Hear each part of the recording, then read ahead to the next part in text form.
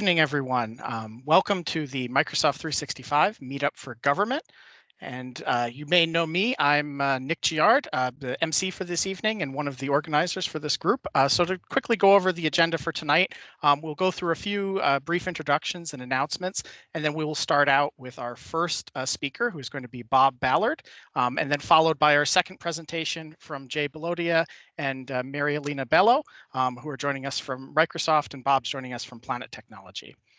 And then depending on time allowed, we oftentimes take questions during the presentations, but if there's additional questions or discussion that folks want to have, we try to leave some time for kind of open mic and Q&A, and then we'll wrap up ideally, well before 6:30, but we typically usually use up part of the time. For those who are new to our group or returning, kind of the mission of this community is to really foster both networking, professional learning and growth, as well as interest for those who are interested in either government or Microsoft 365 technologies and the application of both together. So we really want this to be a space for the community and of the community to learn, interact with other professionals, and continue to grow your career as well as the work that we're all doing in support of or with the government. We do have a few community standards that I want everyone to be aware of. These are very standard. Most important, please be respectful and considerate to other members. Don't share anything that isn't appropriate for this forum. And we certainly want folks to include, whether it be their ideas, whether it be marketing or opportunities. This is not intended to be a sales platform, but certainly much like a community bulletin board, we want people to be able to leverage this forum to share information. And then lastly, and very important, anything that is shared by whether it be our presenters or moderators are strictly the opinions of the individual, not as representatives of Microsoft or Planet or a federal agency. So this is really intended to be a true kind of community event, while we are very focused on Microsoft technology as well as its application to for government systems. This is really for a community of professionals, not the opinion of the company. So I wanted to just highlight, in addition to myself, Andrew Kagan and Andy Oak, who are two of our other community organizers. Very grateful to have their efforts and teamwork to help coordinate these events and all the facilitation and communications that go along with it. And if you would like to be a organizer or participate and help support and grow this community, please feel free to reach out. And we definitely believe that many hands make for light work. As I mentioned, I'm Nick Giard, so if you would like to add me on social media or connect otherwise, here's my contact information, and I'm be the master of ceremonies for tonight's session. For those who are not familiar with the Teams platform, hopefully you'll find it intuitive and self-explanatory.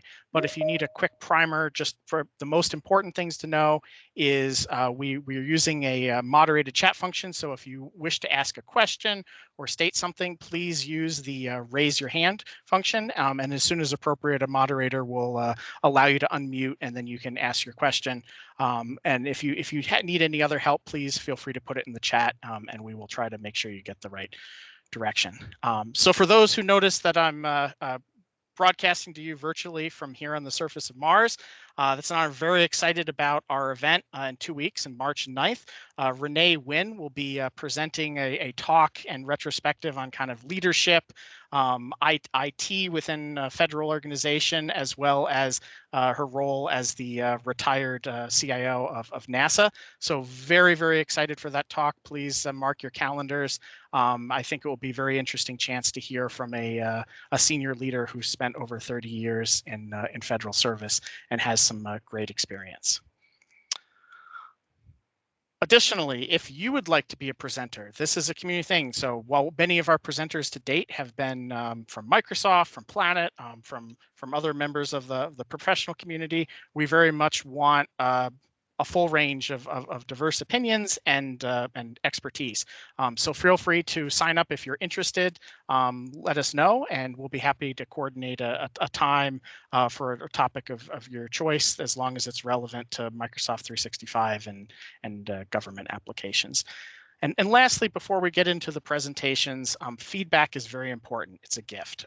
So please, if you have a chance, take the time to fill out our feedback form after the sessions tonight and let both us as the organizers know how we're doing, what we can do better, and then equally importantly, letting the presenters know, what they did well. That way they can continue to improve both for their professional feedback as well as adjusting for future presentations. So without further ado, I want to turn the mic over to Mr. Bob Ballard, who's coming to us from Planet Technologies as a principal cloud strategist. So Bob, very grateful to have you with us tonight, and take it away. Thank you, sir. I'm happy to be here. I'm going to go ahead and share my presentation.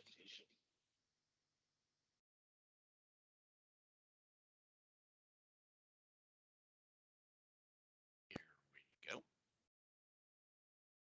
All right. Thanks, everyone. As Nick said, my name is Bob Ballard. I'm the principal cloud strategist here at Planet Technologies. Email address down there, rballard@go-planet.com. Feel free to email me if you have any questions about what we're going to talk about. We've got a great set of topics tonight. We're talking about Microsoft 365 broadly. Second presentation is going to be focused on sort of the security, compliance, all of that stuff around Microsoft 365. So I purposely cut all of that out for the most part. And what I'm talking about, I'd be a hint of it here or there. But I'm sort of focusing on the other side of it, right? So the productivity elements, collaboration, communications, etc. So so to frame things up, so that sort of the question thrown out there is, okay, I'm using Office 365. I own a bunch of stuff. What do I do now? So I thought by saying, when we all got in this, and just so you guys know, so I've been at Planet for about 6 years, but I was at Microsoft for 14 years before then. And I was the original public sector cloud pre-sales person, right? So pre-sales architect. So I've been having these conversations a long time. And when many of you got into Office 365, right, you're like, oh, I'm going to take my email and put it in the cloud, and then I don't have to worry about it anymore. So, you sort of thought, oh, 365 looked like this, when in reality, it looked much more like this, right?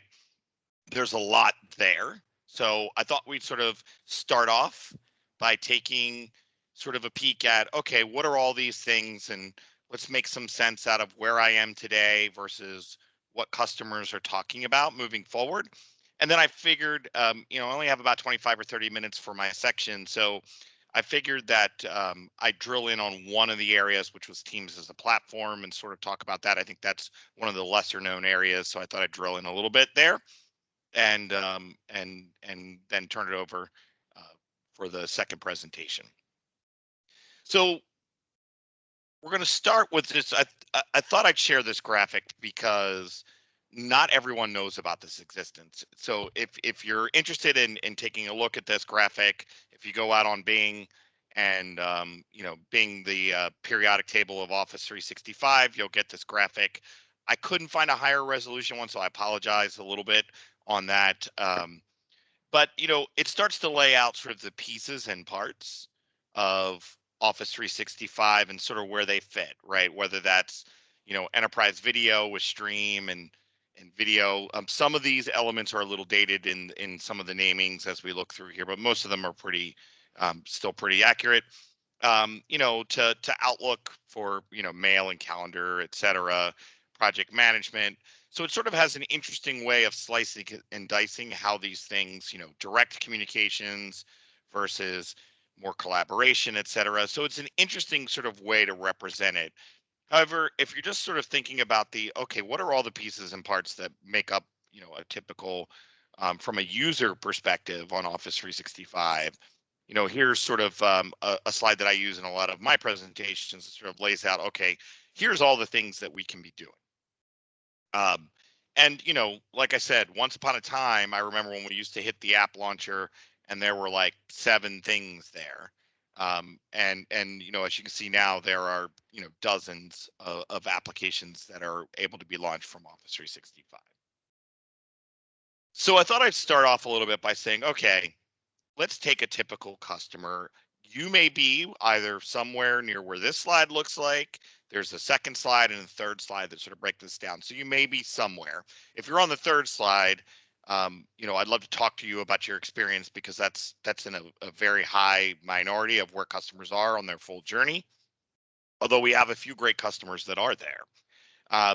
But most customers are somewhere between this first slide and the second slide I'm going to show here. So where am I today? You might be using Skype for Business. We're going to get rid of that. We're going to talk about that in a minute.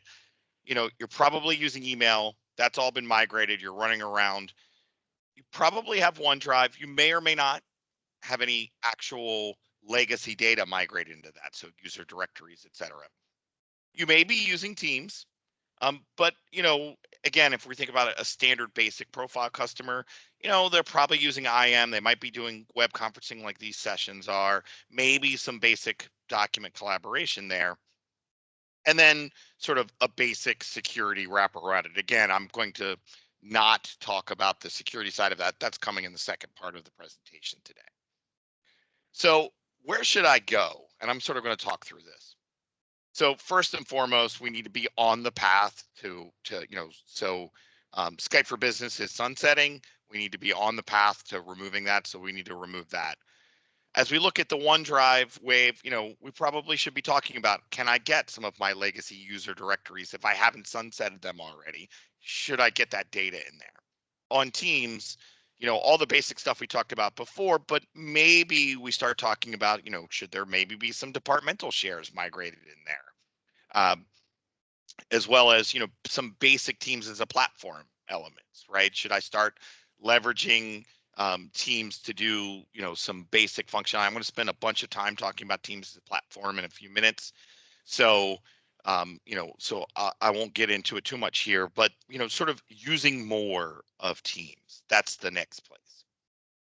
And then the next place we start looking at customers talk about, and, this is really interesting. We have a call coming up in a couple of days on another webcast that my team usually delivers, where we're talking about the modern internet, because the internet is back, right?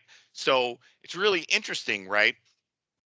With all the hoop and hollering about Teams and what it can do, and it is amazing. We use Teams every day. My entire day is based around Teams in my life here at Planet Technologies. But sort of SharePoint, sort of has been forgotten behind OneDrive and Teams, et cetera.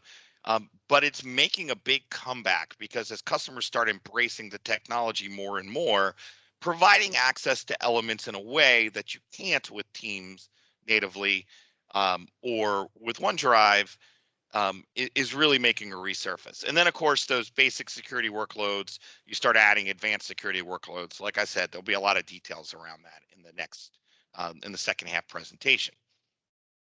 So somewhere between this first slide and the second slide is where most customers are, right?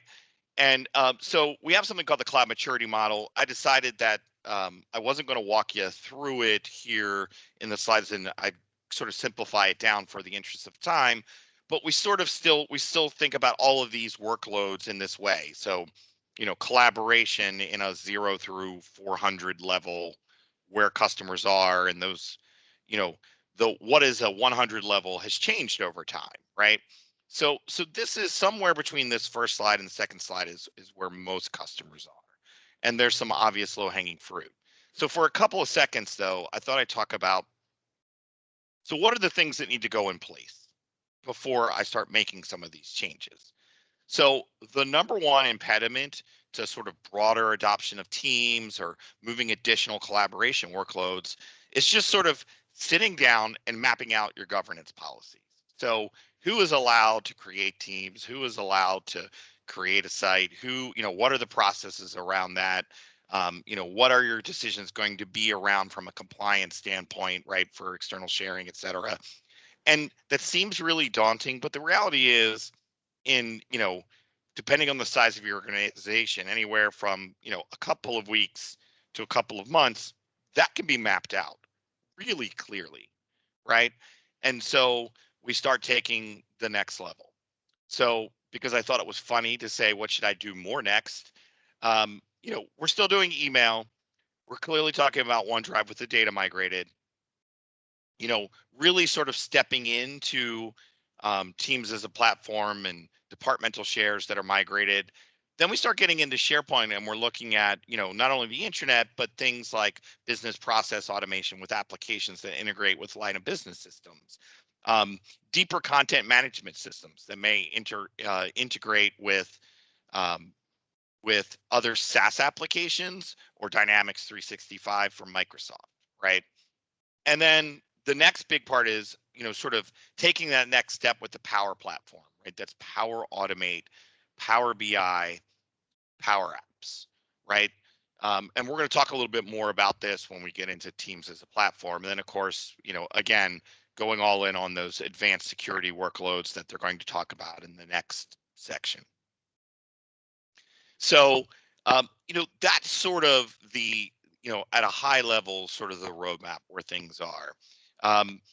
This is the progression that we see pretty common. Look, not every customer looks like this. Let's be honest. Everybody's always got a few things here or there that are pulling the order.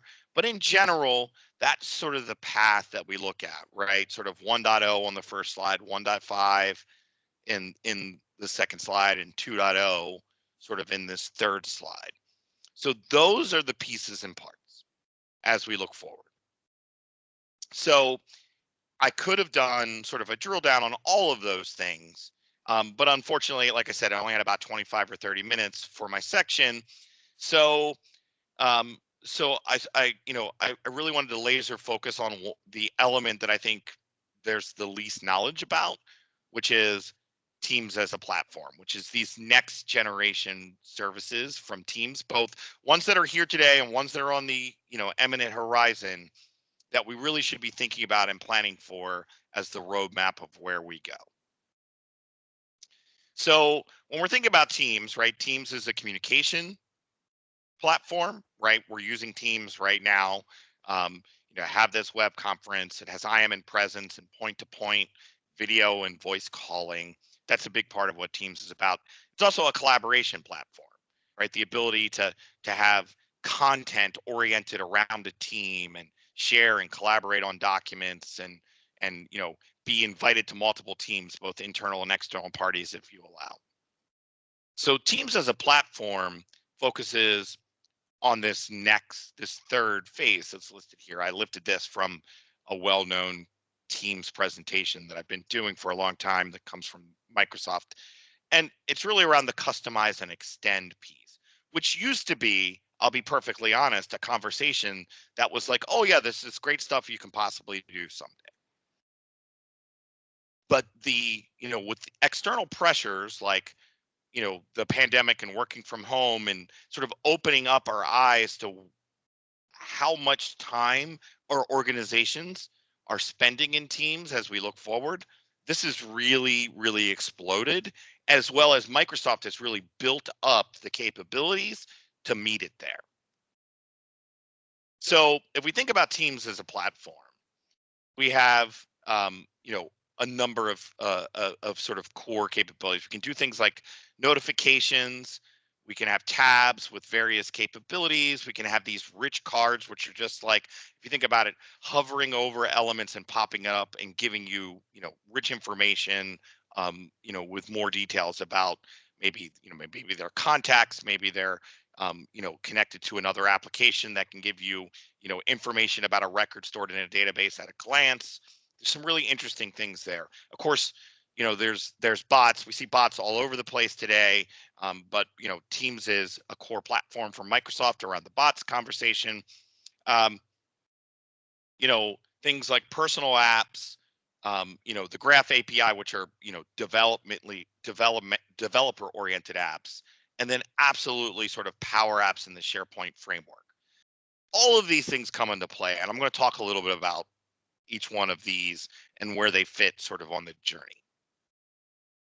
So why would you use Teams as a platform? So the idea is, as our workday is being more and more organized around Teams in many ways, outside of email and Outlook, although this is changing and it pains my heart as a longtime Exchange and Outlook guy, Teams is where I spend the majority of my time, communicating with my teammates, collaborating around documents. It's a perfect hub. Once upon a time, so like I said, I was one of the original uh, cloud, cloud architects, pre-sales architects at Microsoft. And people used to always say, so what's the client for Office 365? We're like, well, it's a browser and it's this and it's that and it's this. The reality is, in today's world, the client for Office 365 anymore really is Teams. That's where we're living, right? So, um, so as we're living in there, the idea is to help improve your proficiency, efficiency, and productivity by sort of not going to a bunch of different tools, right? So I may have a custom web application that's been developed that's really important for me, but why not publish it as a tab in Teams instead? If I'm going to be in the HR site or in the HR team and getting access to content, et cetera, why wouldn't I have a tab for the HR SharePoint site and the HR, the time and reporting, application, et cetera, and surface these things using apps and bots, um, you know, to get users access to the things they need. One other really important thing is a bunch of efficiency around security. So if we think about this, if we're collaborating from a team-centric viewpoint and I have applications that are relevant to that team, the security model is built in, right? I can integrate with third-party applications as well as, internal ones or custom, ones, whether they be sort of baby applications written in Power Platform, that are sort of citizen developer oriented, or enterprise applications. But the reality is my team has already built all the security I need.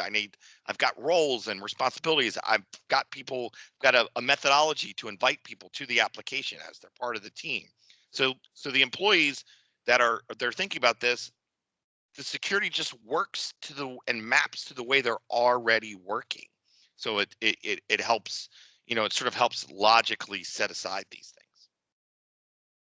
So, the idea is that, I have, a use case, the example that, I might use is, hey, there's an HR process. I'm going to the HR team. Well, I used to have a manual process. I used to have a homegrown application, maybe a SaaS tool and another manual process. I can sort of bring them all into a single place where I can land and sort of automate and integrate all of those things together, using, Power Apps, et cetera, integration with Teams. So there is a bunch of use cases, and I'm just, obviously the answer to this is endless, but I'm trying to sort of tease your brain here, right? Whether, in the business and government side, right? HR, IT support roles, payroll, crisis management, procurement. I'm not going to read all of these. But the idea, there's a couple of elements that are, that sort of map themselves to the proper use cases. One is that I need a good collaboration and communication story around the sort of event or use case that I'm trying to do. Another one is that I might need to aggregate people from a bunch of different departments, et cetera. So, and then I might have reoccurring meetings as a part of this, et cetera. There's a bunch of sort of use cases that make sense here. So how do I get started quickly, right? And so a couple of things. One, I'm going to talk a little bit more about them, but there's Teams apps templates out there today, right? There a limited number on the government side to this point, but that's opening up significantly and has been growing on a regular basis. So we can start using these templates to sort of pre-build these sort of applications, right? The idea is I have some sort of workflow and I need to integrate with a few things. I want to get into what they might be already, on the next slide. But, we have single sign-on integration. The idea is that they're already sort of pre-built sort of examples that business users theoretically can get something up and running to sort of test the idea. Now, ultimately, I think in most organizations, these templates are really just to whet the appetite about what can be done. But it does sort of get the ball moving to say, hey, it would be great if this little template thing that I did could integrate with these other systems and take that to the next level. So what are some of these teams? There's a human resource one, crisis management, event management, incident response, app development, right? So these are all out of the box. By the way, they add to this list. This list is, probably 3-4 months old. There's way more added since I made this slide originally. But you can create new templates from scratch. You can modify these existing templates, and then you can turn and templatize those. So you can say, this is this is our standard incident response. We took the template, we integrated it into a few of our own systems and made this the new template. And now when you go to have a team, you can say, I want to create an incident response app on my, on this operations team. So, these are ready to use. They, by using these templates, you can sort of enforce compliance, right? Whatever rules that you have in place are being done. The security roles are being followed by being deployed on the team's infrastructure as it is, and it helps drive standardization. So there's a bunch there. Well, actually, I'm going to take a pause for a couple of seconds. So there's a whole element of this presentation that I cut out, largely because we didn't quite have enough time to get in. This is usually about an hour. But I did want to talk about sort of the Dataverse, which is the database engine that runs behind this. I had a bunch of slides that sort of talked about that. I encourage you, if you guys have further questions, if we get to the Q&A towards the end and it makes sense, to sort of, you have some questions around that, but just know that the Dataverse engine with some elements that are free, and then there's some paid versions that also sort of allow with some various controls around that. Again, didn't quite have enough time to get into that thoroughly, but that's the engine that's driving this, that's following these security trimmings, that's sort of the landing zone for this story, to have the data repository for my Power Apps, my third-party connectors, et cetera, to drive all this to create these. So team templates, app templates, there's third-party apps that are out there that plug right in, Power Apps and Power Automate, for productivity, the ability to do, Power Virtual Agents and bots. I think I have another slide around that in a second. And then, of course, in-house developed applications as well, right? So, things like messaging extensions and Teams custom tabs and task modules and cards. There's a lot to get into here, but I encourage you, to sort of start thinking about the idea that we can take this platform and integrate it with our systems and make all of these, add that extra layer of, sort of a hub experience and landing zones around teams. So Power Virtual Agents and Teams, or what's commonly known as bots. So these are sort of pre-built tools. Obviously, we can build them entirely customized, but there's a bunch of pre-built ones that are out there, and they can, the idea is that I can just go, example, an FAQ plus an FAQ bot. If you guys have an FAQ site that's already out in your organization, with very little effort, you can create an FAQ bot that goes against it, that will allow people to just go into the team search bar and just say, how do I get a replacement ID card? Well, sure enough, it'll actually search against your already existing FAQ site that's out there and return that in them. Why would that matter? Because I'm living in Teams, so I'm searching and looking for everything in the team search bar these days, right? So, in their sphere of what they're searching on can be contextual, limited within the teams, or much broader, right? Things like book a room, right? So, all of those kinds of things are just leveraging existing services, but bringing them into a very familiar environment. So we have an end user adoption platform here at Planet Technologies called Evolve 365, which is training videos and skill tracks, et cetera. We built a Teams bot that allows you, while you're in Teams, just say, how do I connect a pivot table to Excel? And sure enough, it'll come and return those videos right out of Teams.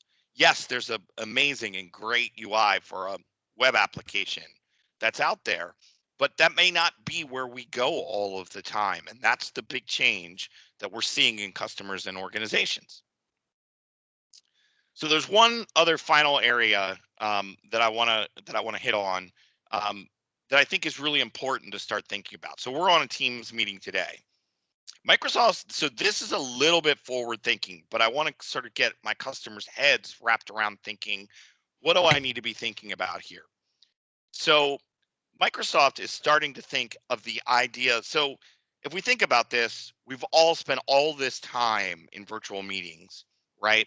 That are, we probably spent a lot of time before, and I've been working from home for at least a decade, but, varying amounts of time in virtual meetings. Well, suddenly with, working from home, the pandemic, et cetera, significant portions of people are spending significantly more time in virtual meetings. So that forces everyone to sort of think about, what do I need to do to make these better? So if you think about a meeting now, right? So example, I have a team meeting every Friday. So there's this idea of a life cycle of that meeting. There's a before, during, and after the meeting time frame. And what I mean by that, well, I might be getting content ready for the meeting. There's a collaboration around the preparations for that meeting. Then there's the actual meeting, and during the meeting, and I've got some slides on this, there may be various applications and surveys and all these kinds of things that are pre-built that might make sense. And then, oh, by the way, we've assigned a whole bunch of action items and tasks during the meeting. And so the driving to a conclusion of that is, something that happens. So instead of thinking the meeting as the 1 hour I'm on the call and then everything else that happens before and after sort of separate and isolated processes, what if a meeting itself has a beginning with preparation and content and collaboration and tasks assigned? The meetings happen. Within that meeting, we do the presentation, new tasks are assigned. There's a post meeting follow up with, with extra documentation and things that are created. So, that's really sort of this evolution of where teams are going. You're going to see the Teams meeting app open up to third party and integration to things like third party, project management software and all of those things. It's pretty interesting, right? So the idea is, on my weekly planning meeting, as an example, you can land on the page for the meeting, and in the meeting invite, there are, the ability to do pre-canned questions or pre-formed surveys or updating of content. Hey, here's the meeting. So when I land on the meeting itself, I'm actually going to get the pre-meeting content. And then within the meetings, right, we can sort of look at, the ability to have, a top bar chat window, a better in-meeting experience, pop-up chats that will happen. So right now, as an example, in the current meeting experience in Teams today, there's a chat happening. Now I can pop out this chat to another window, but in the new Teams meeting experience, if a chat was happening, I could actually, even though I was a presenter, I could see that chat unfolding in front of my eyes, and maybe I could react to those questions better, et cetera. So, Hey, I'm sorry, hey, go ahead. yeah. Hey, so Bob, just first off, want to give you just kind of a 5-minute time check. I'm on one more slide after this one. So awesome, because we also have a bunch of questions in the chat, so I want to make sure you have a chance to address them. But great. Absolutely. So I've got really one more slide after this, and then my questions slide as well. So thanks for the update on that. So, so the ability to have integrated, so that app that we have with the pre-meeting survey and questions and forms, et cetera, can be then surfaced and sort of evaluated and talked about during the meeting experience itself. And then the post-meeting experience, right? The details, what went well, what didn't go well, what were some of the comments, sort of a detail side, aggregation of the chat as a follow-up in the post-meeting side of things. So this is really the next evolution of Teams apps for meetings. And while it is part of the Teams as a platform story, I really just included it because I think this is where these meetings are going. This is what a meeting is going to be. There's, a meeting moving forward will be sort of a collaboration event in and of itself that we'll be able to take advantage of. So, sorry, I lied. I had one more slide after this one. And so what's the journey?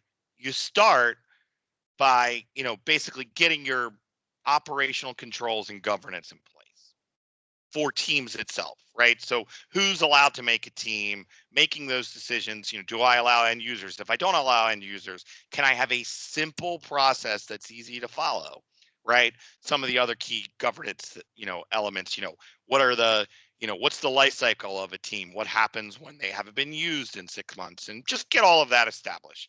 Again, it's not that much, but once you get it done, you feel a lot more in control. Then the next part is a similar thing around Power Platform. So we talked about Power Apps and Power Automate and all of those things. There's some similar things that we just need to get nailed down. Who can do what and when, and what do they have access to, and how does that work? Get that nailed down. Planet has offerings around that, but there's also lots of documentation and conversations, and feel free to talk to your Microsoft account team about it, et cetera. And so that's sort of the next step. Once you have that, then you're sort of ready to do these sort of the production ready apps that are out there, these pre-built third-party apps, the templates, right? Some of these Power Virtual Agents that are already built, right? So step one on actually getting out there is take some of the canned stuff, see if you can find a need and attack with it. Then once we sort of get the feeling for that, it starts to move to, you start customizing this and customizing the bots. And then finally, it gets, integrating with line of business systems and real business workflow that equals a true Teams as a platform. Don't forget, you need to get off Skype for Business first. So I'm down to the any questions slide. It looks like I'm going to hop back out so I can see some of these questions. Yeah, and I'm happy to read them off for you, Bob. Yeah, that might be good. That might be good. Or if anyone wants to come off mute and ask questions themselves. So we'll go through some of the ones in the chat so far. Then we'll switch over at about we'll do about 4 minutes of questions. We'll switch over to our other presenters, and then anything we didn't get to, we'll try to circle back at the end. So we have a question from Victor's who says, are any of the things in Teams available in GCC High? And I believe he asked that in reference to a lot of the app templates and Teams as a platform topics that you were mentioning. Right. So that's a great question. So just so you know, we do a lot of work in GCC High Air Planet. We do a substantial amount of work in the defense industrial base. Most of those things are not available yet in GCC High, right? And there's a couple of reasons, including some of the single sign-on integration with third-party apps. Some of those things are not available yet at this point for, in GCCI, and in some cases they will never be available because of compliance reasons. But that being said, some of those templates are actually on the roadmap. We're probably looking at end of calendar year kind of time frame for the GCCI things. But that being said, some of the key functionalities, depending on where they are, while the templates may not be available for download, or they may not be fully integrated into your GCC High, like in the App Store and things like that, that doesn't mean you can't make them based on the template. In other words, what we've done at Planet is we sort of taken an existing template, messed around with it a bit, dropped it into the GCC High environment, and got some of those elements to work depending on as long as the underlying technologies that the template is relying on are enabled in GCC High. So we've been able to make that translation a few times. Thanks, by the way, Andrew, for the Dataverse stuff. I just knew I didn't have enough time to get into the Dataverse stuff, but I think it's really important to understand that as part of the story. Yeah, and if there's a lot of interest in that, we can see about having a future session really just focused on that as well, because that's certainly an interesting area too. So next question here, I want to hit 2 more questions and then we will switch presentations. So great question from Doug Ross. Says, Bob, you've addressed the technical aspects of what's next for Office 365. What's the role, or rather the importance, of organizational change management in fully realizing the potential of Microsoft 365? That's a fantastic question. So, matter of fact, I'm actually in the middle of making having my team. I have the organizational change management folks report to me at Planet, and we've been talking about an upcoming webcast around exactly that, right? So there's a bunch of, and I know I don't have a whole lot of time, so I'm going to try to give the short, like 60-second answer here. There's a bunch of roles that they play. So look, in a truly transformed organization, you go out and figure out what the organization needs before you map out your roadmap for what you can do, right? And while many of those things will fall on the roadmap similarly, which features or capabilities are prioritized can certainly have impact from that. But on the second side of it, let's just say, look, I'll say less than 10% or 15% of my organizations are driven by business needs or driving every single technology decision in that sort of precursor way. Flip it around the other way, which is just to make sure if you saw as I flipped through those things and I talked about some of the capabilities, so I saw some, started the capabilities of what you want to roll out on the platform. It starts to get to the idea that you're really going to need to make sure that you map out what the user impact is going to be, communicate those changes, drive excitement around those changes, build a champions program, get those champions to talk about all the new cool stuff and teams that you're rolling out, et cetera, and drive that through a, sort of a comprehensive OCM, organizational change management plan. Okay, great. And actually, Lena, do you want to address? I know this is an area where you have some particular expertise too, so maybe we can circle back to that in your presentation as well. Sure, sounds good. Okay, wonderful. And we'll do one more question, and then in the interest of time, we'll switch. So going back here, looks like Garrett, we talked about Dataverse in the chat a bit. So if that doesn't meet your needs, we can circle back offline. And then it looks like the next question here is from John Wilson, who says, I'm interested in the program management template for M365. How does it work on the 57 PMP blocks? So I personally haven't played with that one myself. But I can definitely find an answer for you and circle back and get that as a follow-on question. I don't want to steer you wrong I can make some guesses, but let me get a solid answer on that. I know exactly who to reach out to on that one, and I can post it in the follow-up in the Meetup. Yeah, we can put it in the discussion forum in the Meetup. Yep, absolutely. Great. I'll take that. Okay. Well, Bob, thank you very much. This is a great presentation. We can certainly circle back at the end if there's any other questions. Very much appreciate your time and expertise tonight. And so look forward to having you again as a presenter. And without further ado, Jay, Lena, do you guys want to take it away? All right. Can you all hear me okay? I can hear you. Yeah. Excellent. All right. Let me share my screen here and we'll put up some slides and get into this conversation. Lena, while I'm doing that, did you want to do a quick intro? Sure. My name is Marialino Bello. I go by Lena. I am a modern work architect for the Microsoft Federal team. And I'm also an architect manager. I just shifted roles recently. Okay. And I'm Jay Bhalodia. I also recently shifted roles. I'm a part of our customer success organization, helping stand up a team around security and identity. Prior to that, I was a modern workplace specialist. So a lot of what we're talking about, the parts that I'm going to talk about come from practices that we've engaged with our customers to help them operationalize on the M365 solution stack. You'll see a list of folks there as far as names that I'll credit with some of the content here. So it's definitely been a team effort and really hoping to dig into my organization bought M365. What do I do next, right? Because it is a big undertaking, and sometimes not every part of the organization is a part of that decision. So I'm going to go through some of this content here as far as the capabilities, where to start, and then we're also going to talk a little bit about operationalization and operationalizing, and Lena's going to cover a lot of the people and process side of that. So let's quickly start with the capabilities owned. From a overall perspective, You can see a lot of the solution sets, and I focused here in bold on the things that are part of the G5 suite. I'm also adding a link into the chat here. If you haven't seen Aaron Dinage's work around the different capabilities in M365, go look at that. I mean, if you're a modern workplace person, it's one of those things that'll kind of change your world a little bit. He does a great job of breaking out not only what products belong where, but also what capabilities are at what level. So what's Office 365, and he matrices that with the level 1, level 2, and level 3. So SKU gymnastics, as I call it. He does a great job of that.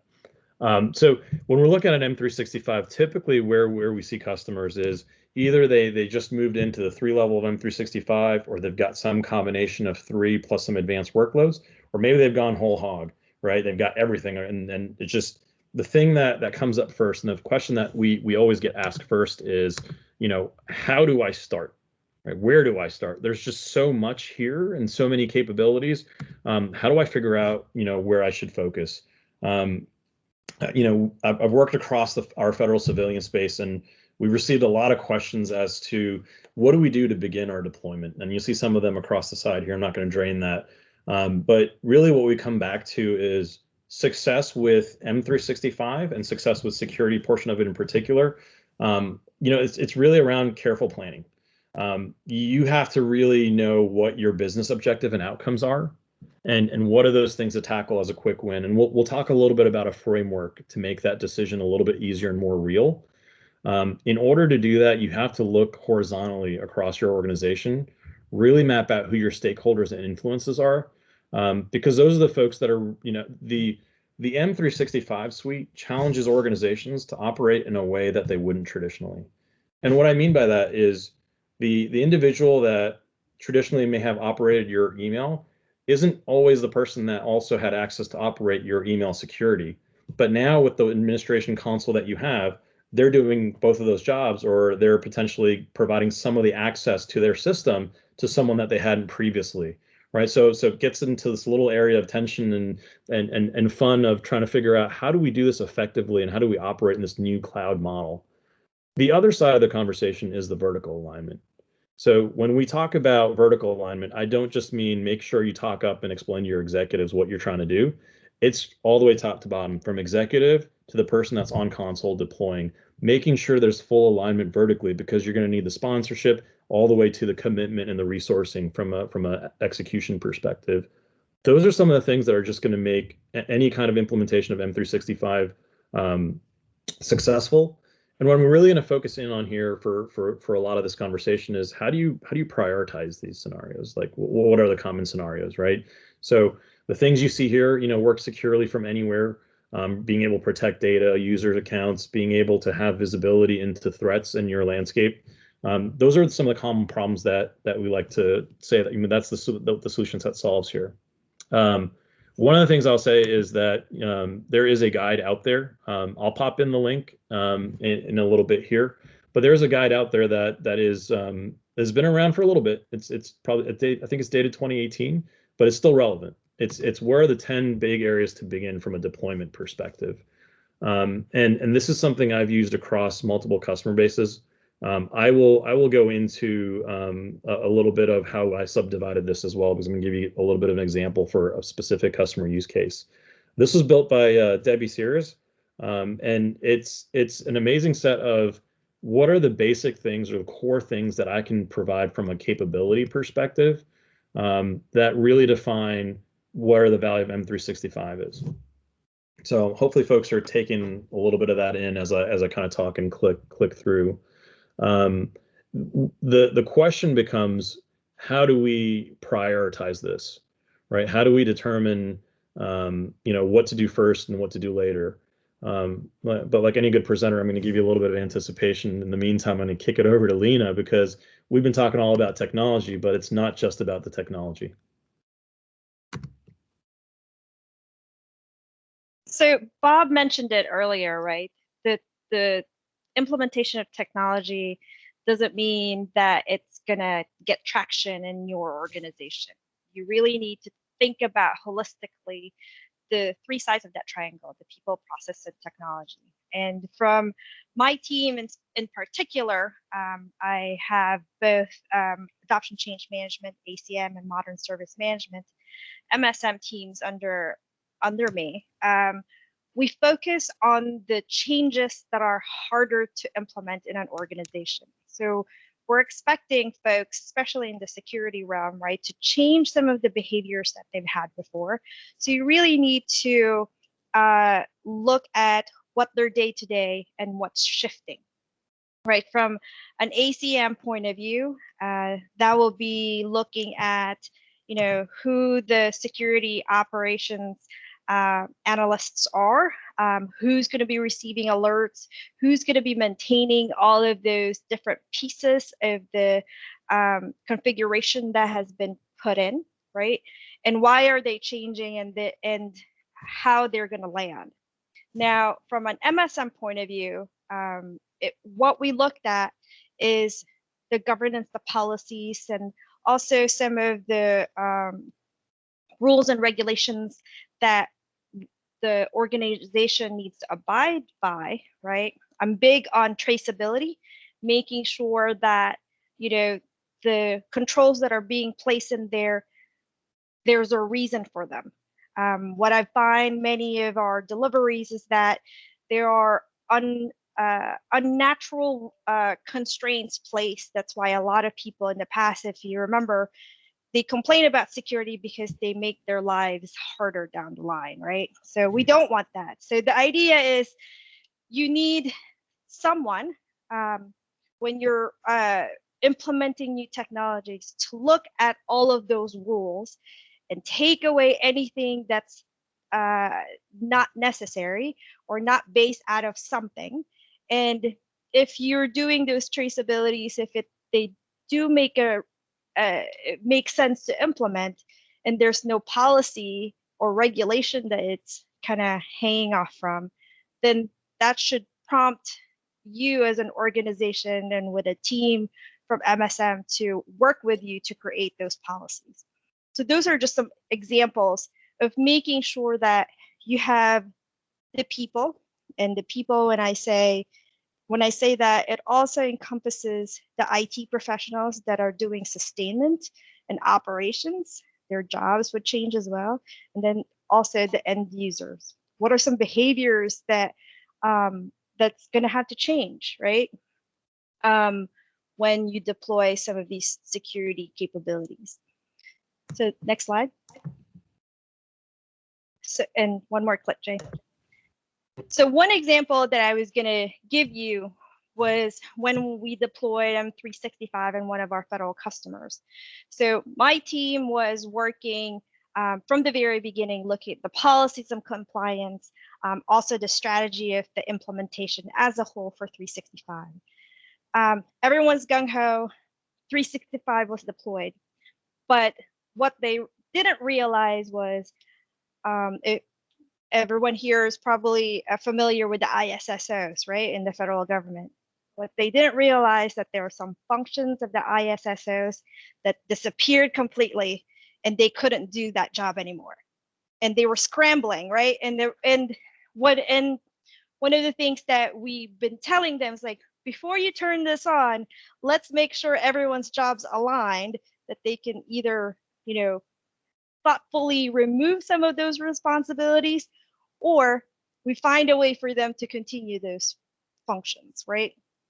So they didn't listen. We just deployed. So now we had to kind of roll back a little bit, work with the ISSOs in the field and also at headquarters, and kind of make sure that they can do their jobs. So we deployed some search boundaries, and then we layered their organization so that, those in the field can only do searches within their area of responsibility. And then there's another layer that can look over bigger AOs, etc. So that's just an example of the things that need to be thought through when implementing new technologies, right? Especially in security, a lot of people just think, hey, I'm going to deploy, 365 Defender and all will be dandy. it's not just that. And I think even Bob would probably jump up and down and say, we need to make sure that we can operationalize that.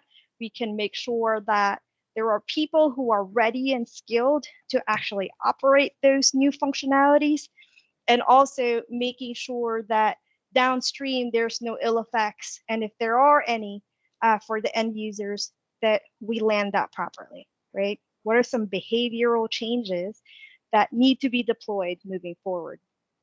So next slide, Jay. So as I shift this, we really need to make sure that the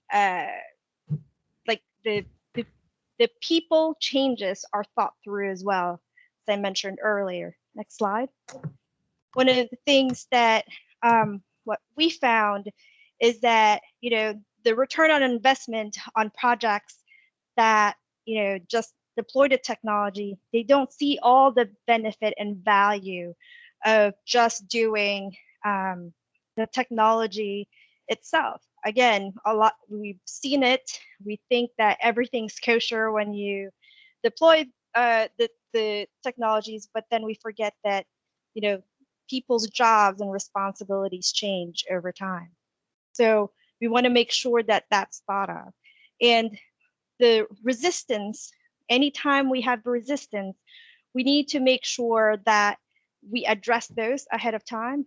One of the things that we've talked about in my team was sometimes we think that we're reducing the problems and the load for our people when we deploy new technologies. But if we don't change some of the ways that they do things, it actually becomes a negative, right? It then becomes it requires them to do more things and it makes them tired, right? Even more, they'll feel more burden on it. So we want to make sure that those are addressed. And the key thing for me here is we want to make sure that we deploy, we have to deploy behavior as well, not just the technology, but the behavior, both from the IT professionals and also the end users. I already went through all of these, but the other, go to the next slide, Jane.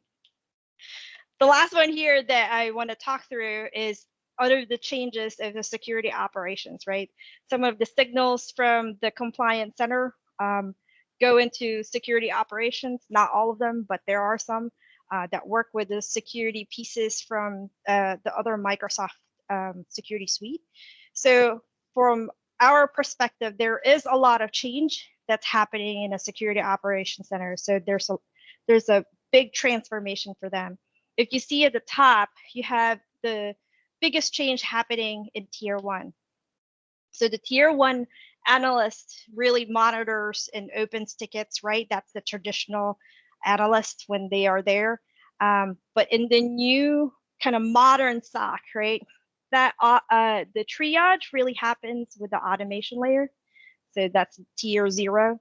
That's where the AI ML functions occur.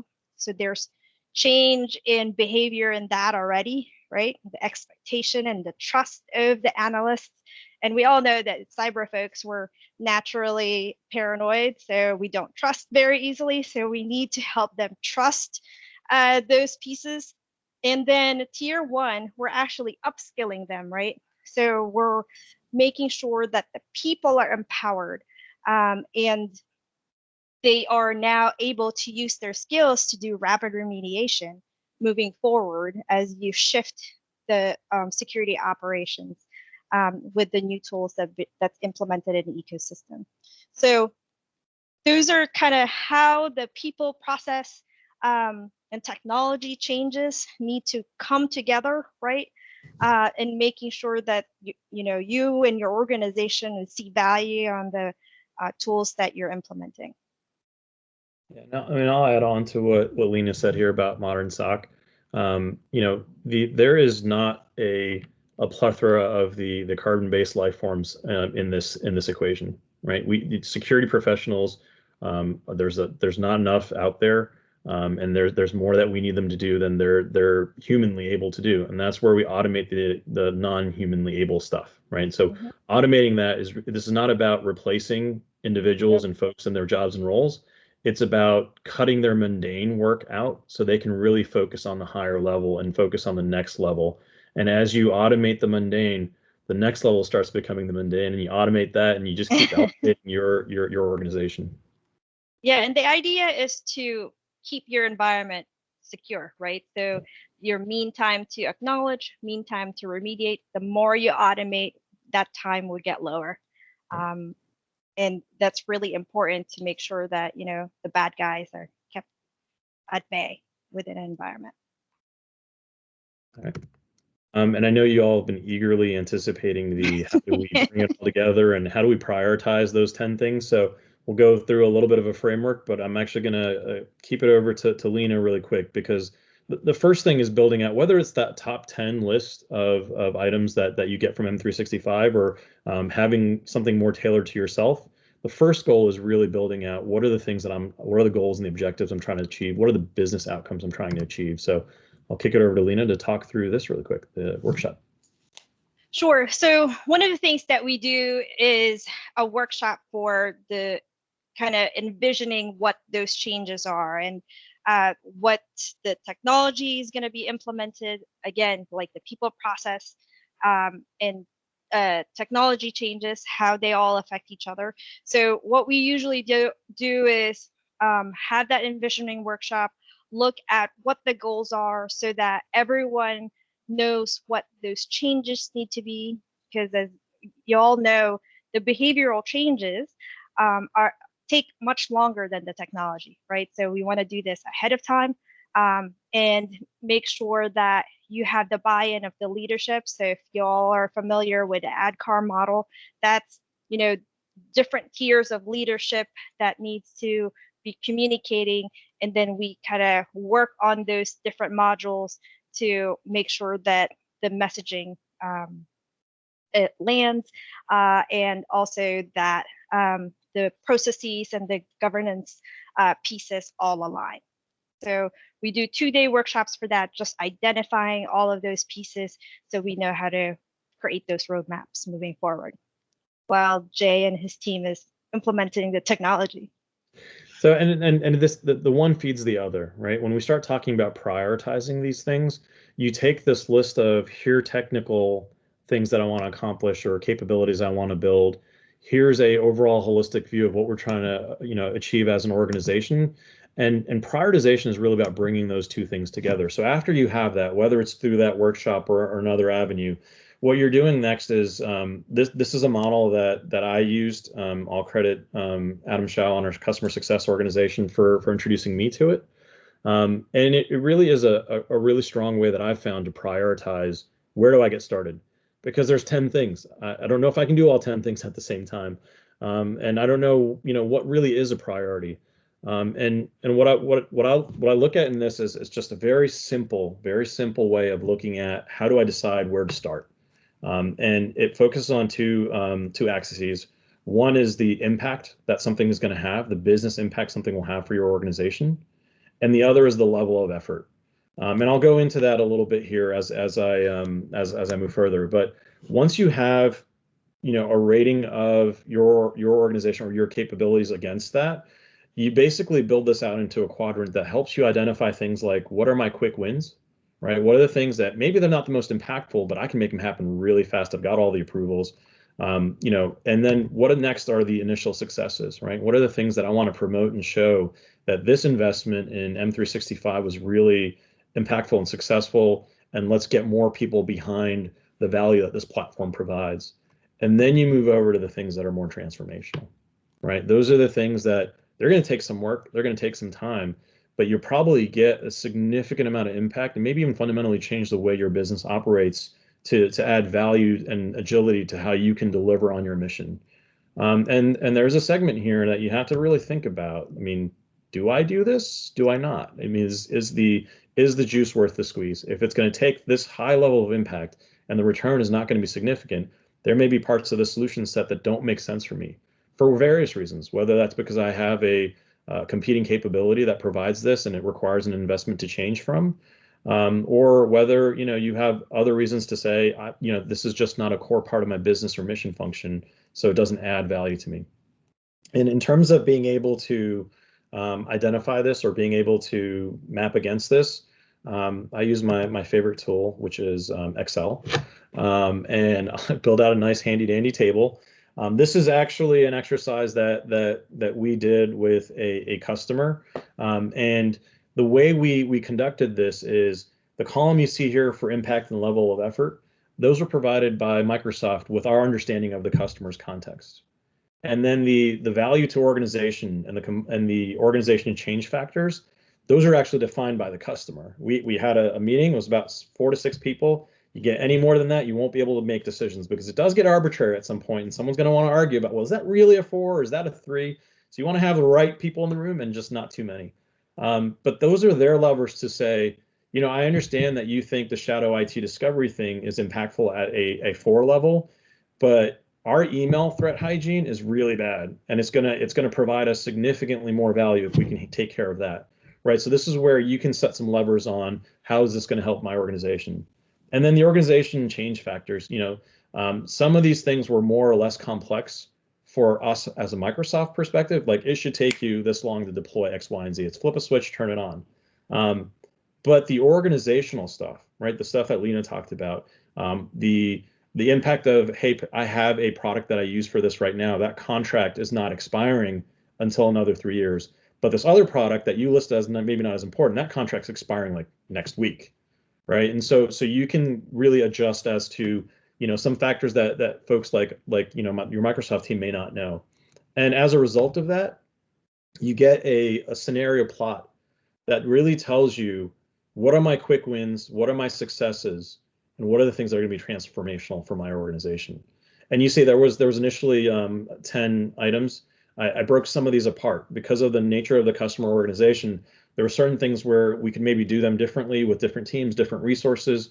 So you're not restricted to the 10 that we said, and you can add more. I mean, you can have 13, 14, 15, whatever.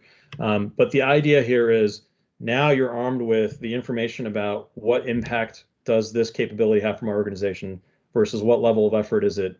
And you can start stack ranking these in terms of priorities and say, this is what we're going to do. And not only does that allow you to have a very clear and concise plan for how to move forward for your organization, it also allows you to adapt the communications plan, right? Getting back to the people, allows you to do that vertical alignment to let your leadership know, this is what we're tackling. This is why we've done the analysis on the impact, and here's how quickly we think we can work on this one.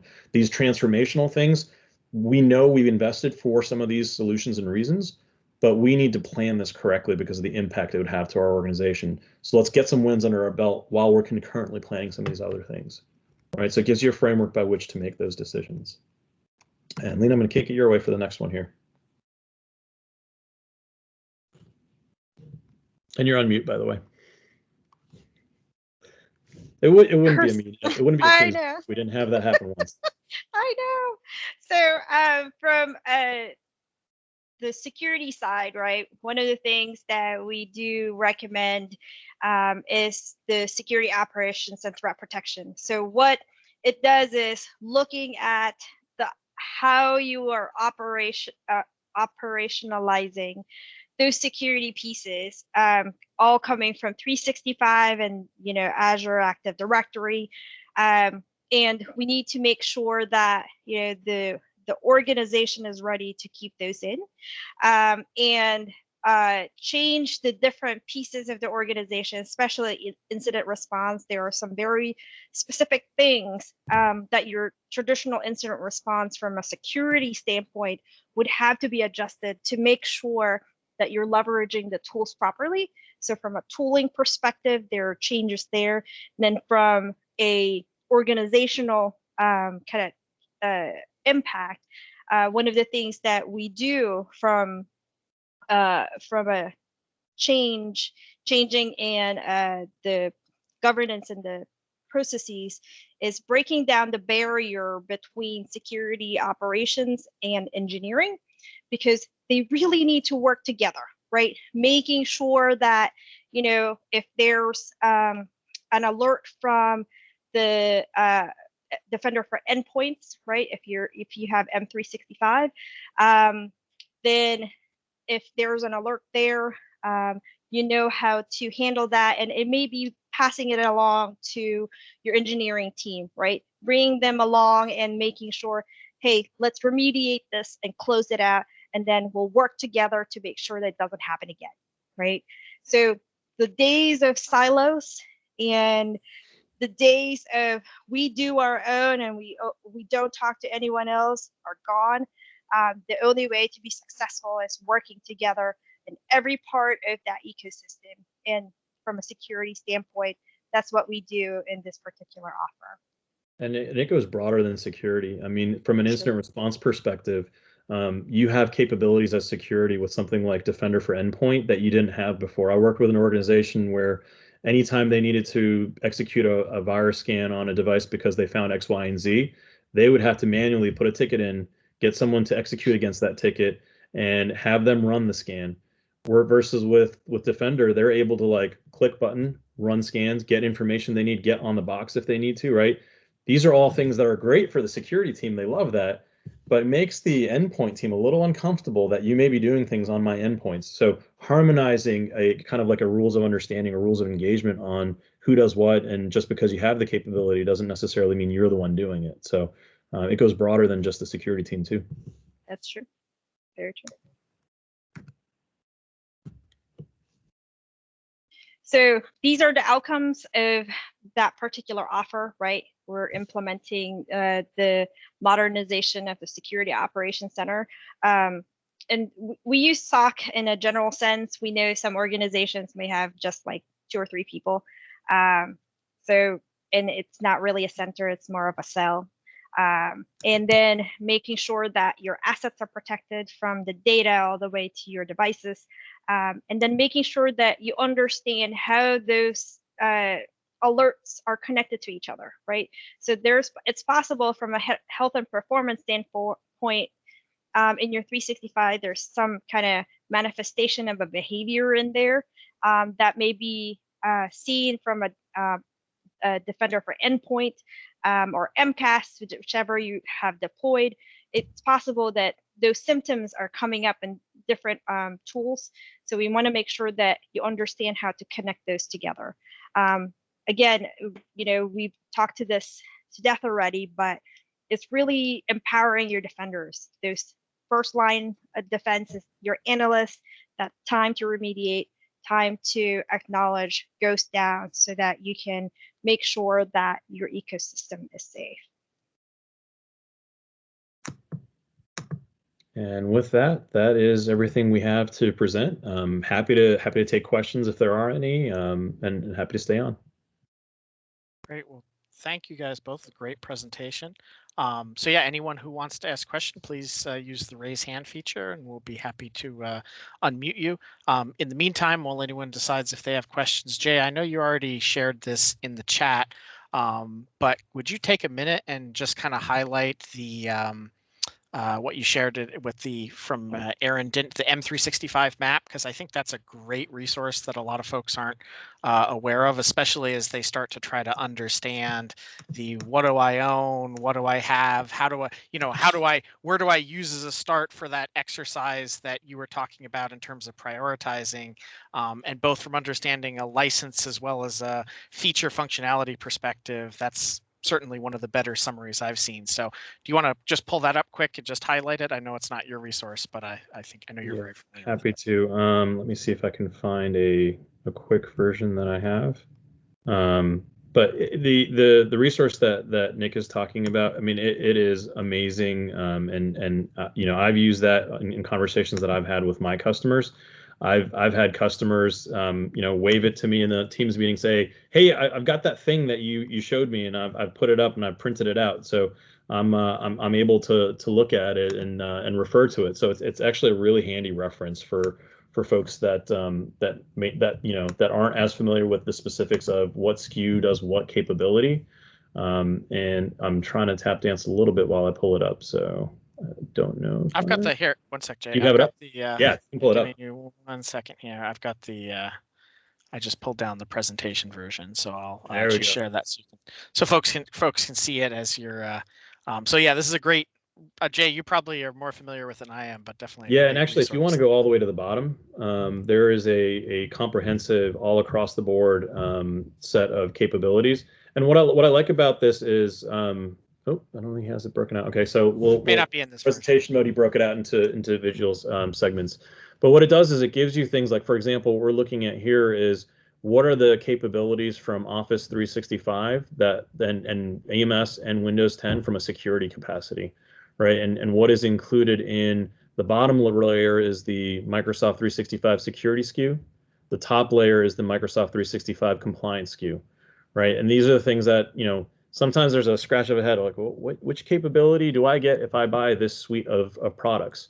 So it breaks down not only just the, high level of Azure AD. You can see on this bucket that item that's in blue that's highlighted around a box that talks to you a little bit more about the individual capabilities you have. You get the conditional access, you get, various access to Microsoft Identity Manager, MFA. So it gives you a little bit more of a detailed level.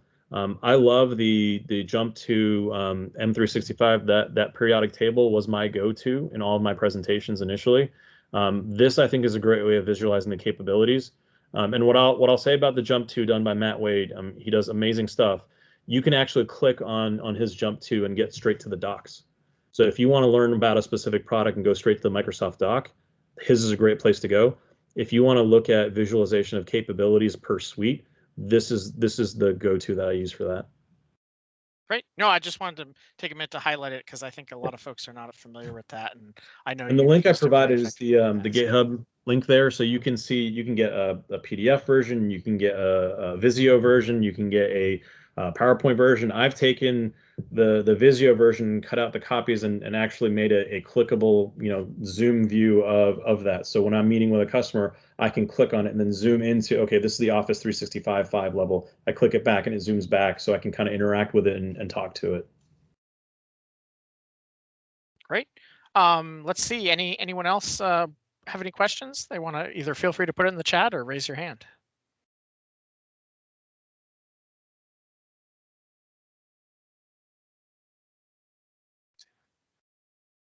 I know it's 6:20 on a Tuesday, so I imagine everybody's either waiting for either hangry for dinner or or just ready to unplug. But really appreciate I think everybody's. Lena just did a good job of making sure she answered all the questions up front. So. Right. Yeah. Did we have and if there's any follow-up questions that folks were thinking of from Bob's presentation, feel free to bring those up as well. We've still got Bob on as well to answer them. So. Yeah, I'm still here. Okay. Well, while anybody thinks if they have any questions, a couple other things I want to highlight briefly. So again, please let me jump forward here. So please take the time to fill out the speaker feedback form. If you've not already, now's a great time to do it while it's still fresh in your mind. Or if you're watching the recording and you really like the recording, please do that as well if it's within the next couple days. So just also want to highlight a couple of other related communities that we work with closely as part of also the overall Microsoft 365 kind of professional and social community. So one really great resource is the public sector tech community. So there's a whole set of forums with various professionals, a lot of great blog posts. So this is a really good go-to if you're looking to, whether it be learn, interact with others, or ask questions. So certainly please use our forum, and this is one of the other ones that Microsoft makes available. If your interest extends beyond the kind of modern workplace and core infrastructure to all things Azure, the Azure Government DC Meetup community is another great resource, was partially the inspiration for this group. And there's also a long-running, what used to be called the SharePoint Users Group, DC SharePoint Users Group, but I believe they've rebranded to Nova365.ms. So this is a really well mature established community, a lot of great professionals. So if if you haven't attended that one, highly recommend it, as well as the Microsoft 365 Government Users Group, very similar to this users group, but which is run by a gentleman who's a FED, Jeremy Wood. So that's another great users community, which we will be, have been working very closely with. And then for if you're interested, there's a great podcast series by one of the organizers of the Nova 365 group, Jay Leask, who does kind of an on the spot Microsoft 365 government PubSec type podcasts. So if you're looking for a new podcast to add to your library, Jay does a great job with that. So see if there's any questions posted. And oh, wait, looks like we've got a couple things here. So Andrew, Andy. Okay, so it doesn't look like we have any other questions. So if there's nothing else, I will stay on for a few minutes, but we'll end the recording here. Have a great evening, everyone. Thank you all for those who were able to attend. Please share your feedback, and we look forward to seeing you at future sessions of the community. Particularly, definitely mark your calendars for March 9th. I'm very excited to hear Renee Wynn speak. It's going to be a wonderful event, and I personally am really interested to hear about her experiences putting a Surface device with Office 365 on the International Space Station. I can only imagine the change management that went into that. So have a great evening, everyone. Take care.